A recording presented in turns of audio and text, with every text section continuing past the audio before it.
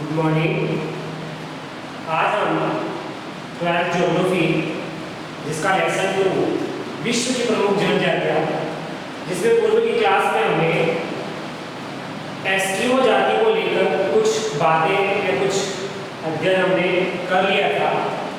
इसके आगे का जो हम अध्ययन करेंगे एस्किमो को लेकर या एस्किमो जनजाति जो ध्रुवीय प्रदेशों की या ठंडे प्रदेशों में रहने वाली विश्व की प्रमुख जनजातियों में से एक है, उसकी बारे में हम आज पढ़ेंगे, जिसमें एस्किमो का अर्थ, उसकी शारीरिक विशेषता और उसके निवास को लेकर अर्थात वह कहाँ बसे हुए हैं और कब से बसे हुए हैं इसके बारे में हमने बात कर ली थी।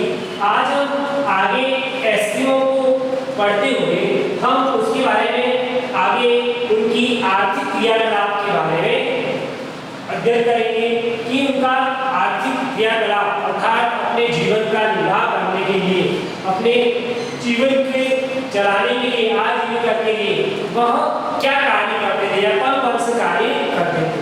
चूंकि हम सभी जानते हैं कि यहाँ एक जनजाति के रूप में हम पढ़ रहे हैं, तो आर्थिक क्रियाकलाप के रूप में उसके पास मुख्य जो कार्य था वो था आखेट। आखेट का मतलब होता है शिकार, अर्थात वह शिकार करके ही अपने आर्थिक क्रियाकलापों को पूर्ण करता था, जिसमें आखेट में भी हम सभी जानते हैं कि वह सबसे ज्यादा किसका शिकार करता था आखेट में, तो सबसे ज्यादा तो वह मछलियों, जिसमें सील है, व्हेल है, इस प्रकार की बड़ी मछलियां जिनका वह शिकार करते थे। इसके अलावा अन्य जानवरों का भी शिकार करते थे, जैसे बारहसिंगा है, समूह है, इस प्रकार से जो बर्फीले प्रदेशों में रहने वाले जो जंगली जानवर मिलते हैं उनका भी वह शिकार करते हैं। परंतु यहाँ पर हम उसकी मुख्य बातें उनके बारे में अध्ययन करेंगे कि जो हमारे सामने प्रश्न बनकर आते हैं। जैसे आखेट में एस्किमो द्वारा 2 प्रकार के आखेट किए जाते हैं। एक आखेट तो होता था शीतकाल यानी शीत ऋतु में, और एक आखेट होता था बसंत काल या ग्रीष्म ऋतु में। अब शीतकाल में वह जो आखेट करता था या जो शिकार करता था वह उसकी हथियार, जिसका नाम है हार्पून, जो एक बरालूमा हथियार होता है, उससे वह सील मछली का शिकार करता था। अब ये शीतकाल में सील मछली के शिकार के लिए हार्पून का प्रयोग करते थे, और उसको जब शिकार करने के लिए जो वह तरीका अपनाता था, जो वो विधि अपनाता था, उस तरीके को माऊ पाक कहते हैं। क्या कहते हैं? माऊ पाक। अब ये हमारे सामने मोस्ट प्रश्न यहाँ आता है, माऊ पाक क्या है? तो आपका उत्तर सीधा होना चाहिए, शीतकाल में आखेट करने की विधि, जिसका अर्थ होता है प्रतीक्षा करना। क्या करना? प्रतीक्षा करना। प्रश्न ये क्या है, माओ पाक का अर्थ क्या है? तो अर्थ है प्रतीक्षा करना। प्रतीक्षा किसकी करना? तो सील मछली की। जब सील मछली शीत ऋतु में क्या करती है, बर्फ के बाद बने हुए छिद्रों में जब श्वसन क्रिया के लिए, सांस लेने या धूप लेने के लिए जो बाहर निकलती, तो वहां प्रतीक्षा करके बैठते और हार्पून नामक हथियार से उसको क्या करते थे, मार देते। तो इस प्रकार से माऊ पाक शिकार की विधि है, जिसका अर्थ होता है प्रतीक्षा करना। कौन सी शिकार की विधि है? तो शीतकाल में शिकार करने की विधि। कौन सी मछली की? तो शील मछली। इसके अलावा ऋतुपात क्या है? तो यहाँ पे ऋतुपात भी शीतकाल में शिकार करने की दूसरी विधि है। यहाँ शब्द का ध्यान रहे, ऋतुपात माऊ पाक में क्या अंतर है? तो माऊ पाक का अर्थ होता है प्रतीक्षा करना, और ऋतुपात का अर्थ भी क्या होता है? शीतकाल में ही शिकार करने की दूसरी विधि है। इसके अंतर्गत क्या होता है कि 2 छिद्र बनाए जाते हैं, और एक छिद्र में व्यक्ति खड़ा रहता है और दूसरे छिद्र के पास मछली का क्या करता है, मछली को आने की प्रतीक्षा करता है, उसे भाले से मारते हैं। तो इस प्रकार से ऋतुपात द्वारा भी क्या किया जाता है, शिकार किया जाता है। अर्थात माऊ पाक और ऋतुपात दोनों बस शीतकाल की आखेट की विधियां हैं, और माऊ पाक का अर्थ होता है प्रतीक्षा करना। दूसरी बात, दूसरा आखेट की जो विधि है या शिकार करने का जो तरीका है वह है बसंतकालीन आखेट या बसंतकालीन शिकार। इसमें जो शब्द आते हैं उसमें याद रखें, एक तो मोस्ट शब्द आता है उत्तोक। क्या है? प्रश्न आएगा, जैसे यहाँ माऊ पाक क्या है, जैसे आया उत्तोक क्या है, आपको सीधा उत्तर देना है कि बसंतकालीन आखेट को या ग्रीष्मकालीन आखेट को ही उत्तोक कहते हैं। क्या कहते हैं? उत्तोक कहते हैं। अब यहाँ पर क्या होता है, बसंतकालीन आखेट में वहां ध्यान रखें, उत्तोक का चमड़े से बनी नाव का क्या करते हैं प्रयोग करके किसकी मछली का शिकार करते हैं। मछली का धूप या ग्रीष्म ऋतु में भी जब मछली पानी से बाहर आती है तो उसे या तो कुत्तों के द्वारा या चमड़े से बनी नाव में बैठकर उसका शिकार करते और कुत्तों को बसंतकालीन आखिर कोई कुत्तों कहते। इसके साथ ही साथ ग्रीष्म काल में वह बारहसिंगा का भी धनुष और बाण से क्या करते हैं शिकार करते। ये तो हमारी बात हो गई किसको लेकर आखेट को लेकर। तो बसंतकालीन आखेट और शीतकालीन आखेट किसके द्वारा एस्किमो जनजाति के। अब हम बात करते हैं कि ये जो मछलियां वगैरह ये पकड़ते थे, ये जो मछली वगैरह ये पकड़ते थे उनका उपयोग आर्थिक क्रिया इसमें ध्यान रखें कि सिर्फ खाने के लिए करते थे तो नहीं, खाने के अलावा मांस को तो खाते थे, खाने के अलावा कपड़े बनाने में, रहने के लिए तंबू बनाने में ध्यान दें उपयोग क्या आर्थिक क्रिया पड़ रहे हैं कि मांस को तो खाते थे, इसके अलावा रहने के लिए तंबू यानी उनकी जो खाल थी उनसे तंबू बनाते थे, उनकी हड्डियों का काम उपयोग में लेते थे, उनकी चमड़े से नाव भी बनाते थे। इसके अलावा सील मछली में सबसे ज्यादा चर्बी होती है, अर्थात तेली पदार्थ होता है। ध्यान रखें बहुत स्पष्ट कि सील मछली में चर्बी की अधिकता के कारण तेली पदार्थ चर्बी होता है। तेली पदार्थ चर्बी अधिक होने के कारण इसे ईंधन के रूप में जलाने में, इसे इस चर्बी को ईंधन के रूप में जलाने में भी इसका उपयोग होता था। तो इस प्रकार के कार्यों करके इस प्रकार से एक शिकार के द्वारा वह अनेक अपने प्रयोजन को या अपने कार्यों को पूरा करते थे। और इसके अलावा वह स्लेज नामक गाड़ी जो बनाते, जो पहिया की गाड़ी होती थी जो बर्फ में चलती जिसे कुत्ते या रेडी खींचते।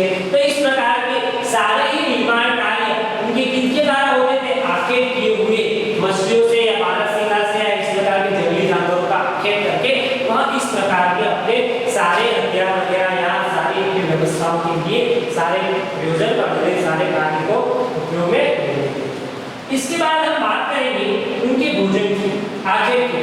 किसके भोजन की? एस्किमो। तो सीधी सी बात है कि एस्किमो जो कच्चा मांस खाने वाली जनजाति है तो वह सील मछली है, घेर मछली है, सील और मछली है या अन्य छोटी मछलियों का शिकार करके अपने भोजन के रूप में उन्हें प्रयोग में लेते थे। तो यहाँ पर तो बहुत सरल बात है, भोजन में बस सील या है मछली या सील और मछली इस प्रकार की मछलियों समुद्री जीवों का शिकार करके अपना भोजन करते।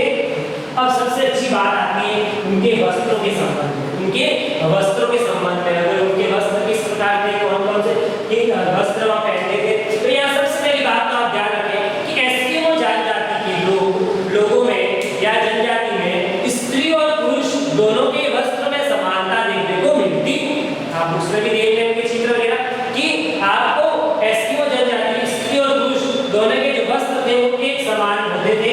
अब जो वो वस्त्र थे वो केरिको की खाल से, ध्रुवीय भालू की खाल से, समूह की खाल से बनाए जाते थे। यहाँ तक तो ध्यान में रखें। इस प्रकार से जो ध्रुवीय जानवर होते हैं और उनकी खाल से भालू है, समूह है, इस प्रकार के ध्रुवीय या शीत प्रदेशों में रहने वाले जानवरों से उनकी खालों से वह वस्त्रों का निर्माण करते थे। साथ ही साथ अब उन वस्त्रों के नाम या उन वस्त्रों के बारे में हमें ध्यान रखना है। तो सबसे पहले प्रश्न आता है इसमें तीमिया क्या है? तो आपको याद रखना है जर्सी नुमा बाहदार वस्त्र, जर्सी नुमा बाहदार वस्त्र, बाहे वाले वस्त्र जिसे तीमिया कहते हैं। क्या कहते हैं? जिसे तीमिया कहते हैं। तो वस्त्र के नामों को ध्यान रखें। स्त्री पुरुष एक समान वस्त्र पहनते हैं तो तीमिया क्या है? तो ये आ चुका प्रश्न कि जर्सी नुमा बाहदार वस्त्र जिसे तीमिया कहते हैं। और इसके बाद दूसरा शब्द आ रहा है अनुभव किसे कहते हैं? तो यहाँ पर ध्यान रखना कि उसी तीमिया के ऊपर पहने जाने वाला वस्त्र क्या कहलाता था?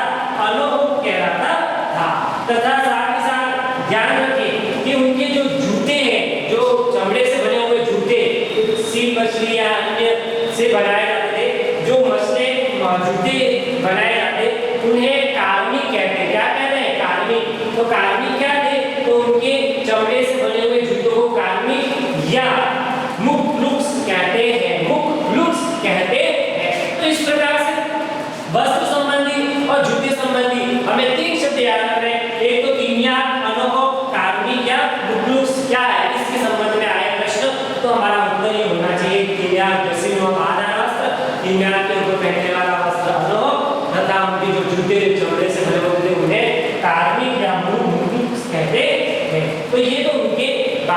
स्थलों के बारे में हमने अध्ययन कर लिया। इसके आगे हम बात करें तो उनके निवास गृह अर्थात उनके रहने के जो मकान होते थे वो किसके होते थे। तो उनके जो मकान होते थे वो बर्फ से, पत्थरों से, खालों से या हड्डियों से बनाए जाते थे। तो बर्फ उनके घरों के निर्माण में क्या क्या काम में लिया जाता था। तो बर्फ है, पत्थर है, खाले है, हड्डियां है। परंतु यहाँ सबसे बहुत प्रश्न आता है और वो आता है इग्लू। इग्लू उनके घरों को इग्लू कहा जाता है, परंतु कौन से घरों को। तो ध्यान में रखना शीतकाल में बर्फ से बनाए हुए घर या बर्फ से बने हुए मकान, शीतकाल में बर्फ से बने हुए मकान या बर्फ से बने हुए घर क्या कहलाते हैं, इग्लू। तो इग्लू शब्द बार बार आता है प्रश्न बन के। इग्लू क्या है तो आपको याद रखना है कि शीतकाल में बर्फ से, ग्रीष्मकाल में इग्लू से मकान नहीं बनेंगे, ग्रीष्मकाल में तो बर्फ पिघल जाएगी, परंतु शीतकाल में बर्फ से बने मकान को इग्लू कहते हैं। ये हमें ध्यान में रखना है। यहाँ तो इग्लू क्या है प्रश्न है तो शीतकाल में बने मकान को या बर्फ से बने मकान को इग्लू कहते हैं। इसी तरह हम आगे देखें कर्मक क्या है। तो कर्मक में उनके मकान का नाम है। वहाँ कार्मिक जुटे हैं, कर्मक मकान है। अब मकान में कैसे मकान जो 5 से 6 फीट भूमिगत और 2 से 3 फीट ऊपर लकड़ी या हवेली की हड्डियों से बनाए जाते थे। इस प्रकार के मकान को बोलते हैं कर्मक। क्या बोलते हैं, कर्मक। और इसके अलावा तीसरा उनका जो मकान का रूप होता था वो होता था ग्रीष्मकाल के अंदर वह शिकार के लिए इधर से उधर जाते थे। तो उस समय वहां चमड़े के तंबू से अपने मकान बनाते थे। तो इस प्रकार से ये उनके मकान या निवास घर हो सकते हैं। इग्लू है, कर्मक है या चमड़े के तंबू के रूप में उनके निवास घर होते थे। और इनकी अंतिम रूप में इनके बारे में एस्किमो जाति के बारे में अध्ययन करें तो उनके द्वारा प्रयोग में लिए गए या उपयोग में लाए हुए यंत्रों की बात करें तो हम देखेंगे कि उनके यंत्रों में सबसे पहला यंत्र आता है जिसका नाम है कयाक। अब कयाक क्या है ये प्रश्न आए तो आपके उत्तर होना चाहिए कि यह एक प्रकार की नाव होती है जो 5 मीटर लंबी और 1 से 5 मीटर चौड़ी होती है और उसको बोलते हैं कयाक। कयाक शब्द का ध्यान रखें, कयाक, कानी, कर्मक, इस तरह से आपको याद रखने।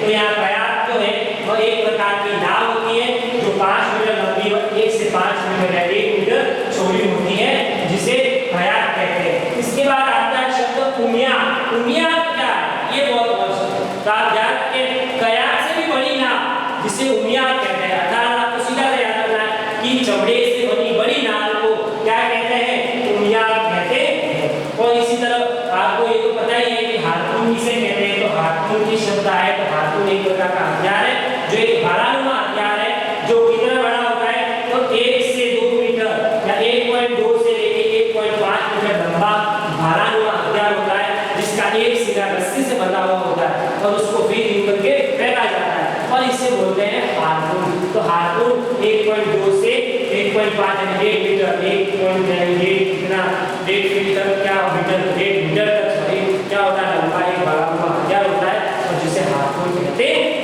और इसके अलावा लास्ट एक शब्द काम में कहना चाहते हैं हमें वो आता है यंत्र में सॉरी स्लेज। अब स्लेज क्या है ये प्रश्न क्या है। इग्लू और स्लेज ये तो हमेशा आते ही हैं कि स्लेज क्या है। तो स्लेज क्या ध्यान रखें कि बर्फ पर चलने वाली पहिया भी अर्थात बिना पहियों बर्फ पर चलने वाली बिना पहियों की गाड़ी जिसे रेडियल या कुत्ते जो होते हैं ध्रुवीय क्षेत्र में वह खींचते हैं बर्फ पर उसे बोलते हैं स्लेज। क्या बोलते हैं, स्लेज। तो इस प्रकार से ये हमारा एस्किमो को लेकर इतने सारे शब्द याद रखें और ये पूरी जनजाति के अंदर इनमें से कोई भी प्रश्न आपके बोर्ड का आ सकता है। तो हमें बहुत सरल रूप में इसको इस तरह से याद कर लेना है। याद किसको करना है, शब्दों को।